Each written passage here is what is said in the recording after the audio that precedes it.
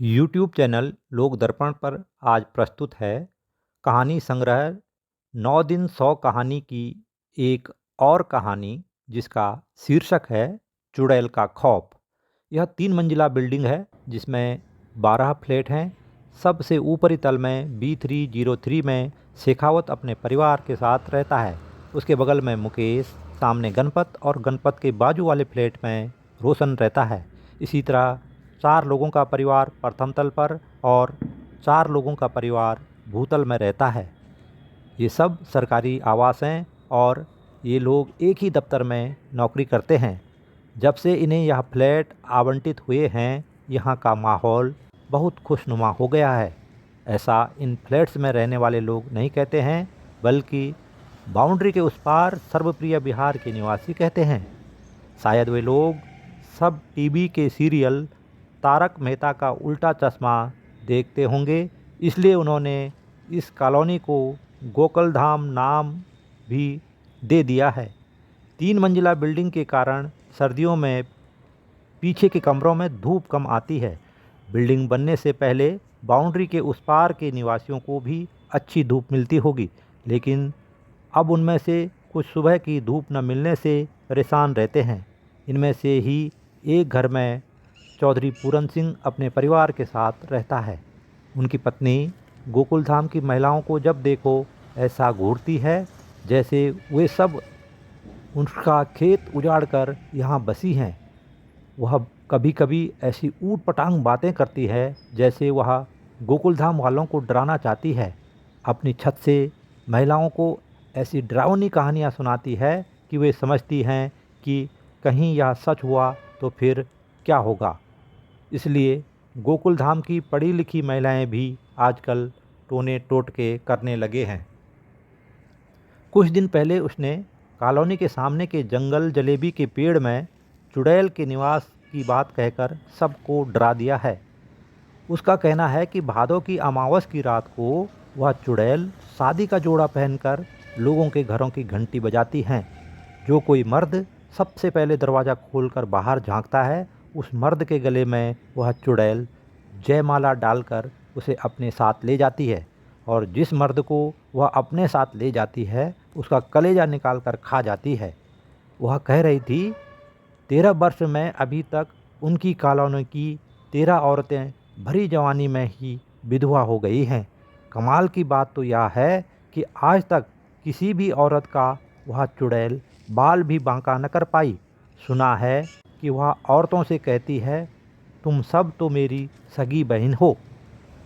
चौधराइन की ऐसी बातों को सुनकर गोकुलधाम की पतिव्रता औरतें आजकल अपने पतियों की लंबी उम्र के लिए सब कुछ करने को तैयार रहती हैं। कौन सा व्रत त्योहार ऐसा है जो ये नहीं मनाती हैं। कई समझदार औरतों ने तो अपने पति के लिए गंडे ताबीज भी बनवा दिए हैं, लेकिन जितना वे यह सब करती हैं उनका डर उतना और बढ़ता रहता है। यह भादों का महीना और अमावस की रात थी। काली घनघोर रात में सब अपने अपने कमरों में गहरी नींद में सोए थे। तभी रात्रि के तीसरे पहर में द्वितीय तल के फ्लैट नंबर B204 में रहने वाली श्रीमती भोज को ऐसे लगा कि किसी ने उनके घर की डोर बेल बजाई है। उसने करवट बदली और घबराते हुए फिर कान लगाकर घंटी की आवाज़ सुनने लगी। अगले ही पल उसे दोबारा घंटी की आवाज़ सुनाई दी तो उसने आवाज़ देकर भोज जी को उठाने की कोशिश की। भोज जी गहरी नींद में थे, इसलिए शायद उन्होंने श्रीमती भोज की आवाज़ नहीं सुनी। अब तो श्रीमती भोज और अधिक घबरा गई। उसे चौधराइन की बात याद आने लगी। फिर भी उसने हिम्मत करके जैसे ही बेड स्विच ऑन किया, उसने देखा भोज जी उसको देखकर मुस्कुरा रहे हैं। मध्य रात्रि में हंसते हुए उनके मुंह के अंदर उनके टूटे हुए दांतों की शक्ल कुछ ज़्यादा ही धारदार लग रही थी। श्रीमती भोज ने डरते हुए पूछा, इस तरह हंस क्यों रहे हो? भोज जी मजाकिया इंसान हैं। उन्होंने अंगड़ाई लेते हुए श्रीमती भोज को अपने आगोश में पकड़ने के अंदाज में कहा, ओह डार्लिंग, कितना अच्छा सपना आ रहा था। कोई चुड़ैल शादी का जोड़ा पहनकर मुझे अपने साथ कहीं ले जाना चाहती थी।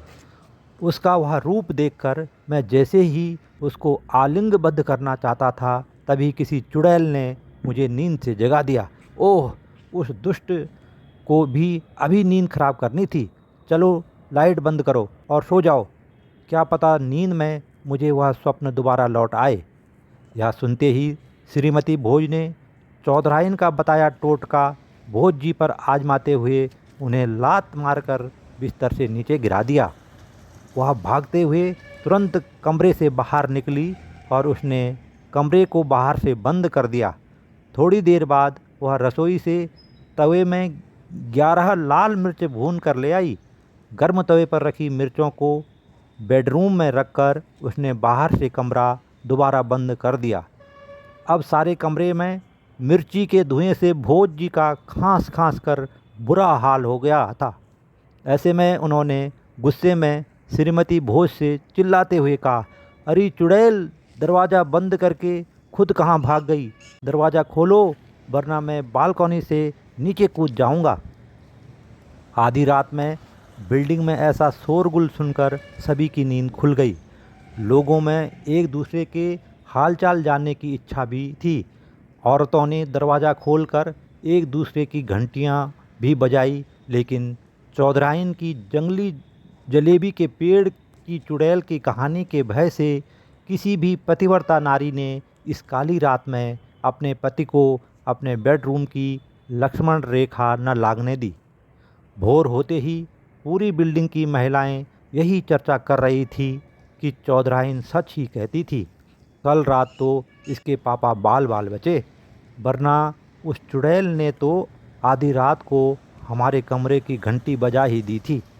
एक दूसरे के मुख से घंटी बजाने वाली को चुड़ैल कहता देख अब भला यह कौन बताए कि आपके घर की घंटी तो मैंने बजाई है। तब से हर किसी के मन में चुड़ैल का खौफ बदस्तूर जिंदा है। सबसे बड़ी बात, बेचारे भोज जी ने जो भोगा उसके लिए वह उस चौधराइन को किसी चुड़ैल से कम भी नहीं समझते। तो आपको यह कहानी कैसी लगी अवश्य अपने कमेंट्स में लिखिए। बहुत बहुत धन्यवाद।